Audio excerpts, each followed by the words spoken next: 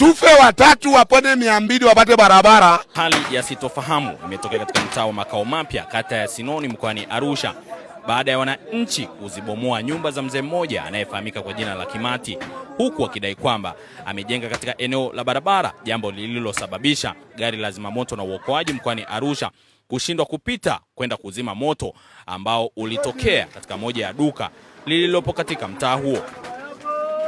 Official kaka kuona, nimeona za kwangu ndo hizi nachora nazo. Yaani hapa tunataka barabara.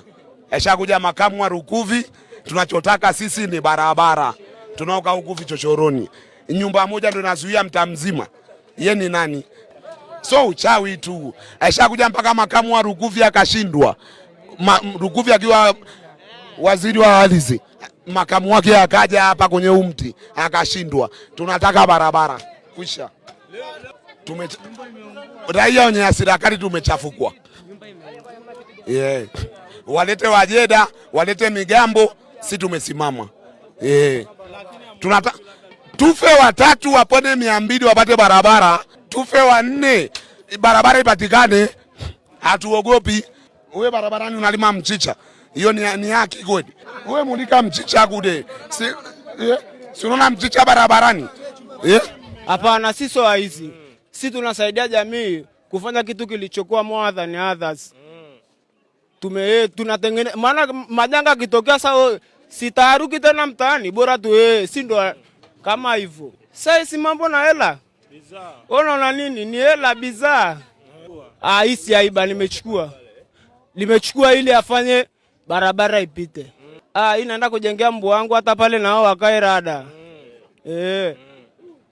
Maisha gani haya? Official kaka kuona, nimeona za kwangu ndo hizi nachora nazo. Ndo kama hivi sasa napochora. Ndo naondoka. Kwa upande wa mwenyekiti wa mtaa wa Makao Mapya katika kata ya Sinoni, Nuru Kivuyo, amesema kwamba mwananchi huyo alijenga katika eneo la barabara, jambo ambalo limewapa hasira wananchi kuanza kubomoa nyumba zake ili njia iweze kupatikana. Nadhani kwa wananchi wao iko sawa, kwa sababu leo wameona fire haijaingia kwenda kuzima moto pale. Alipotafutwa mzee Joseph Kimati ambaye anatuhumiwa kujenga katika eneo hilo la barabara, amesema kwamba sio kweli amejenga eneo la barabara, huku akisema kwamba wanaopaswa kutoa taarifa ya kwamba amejenga katika eneo hilo ni mipango miji na sio kujichukulia sheria mkononi kubomoa eneo lake. Mtu mmoja anataka kusema ni mpango miji, hiyo maeneo ni squatter. Na ni eneo langu kutoka huku chini huku. Ama jirani amevamia eneo langu na kesi iko mbele, amna nisikiliza.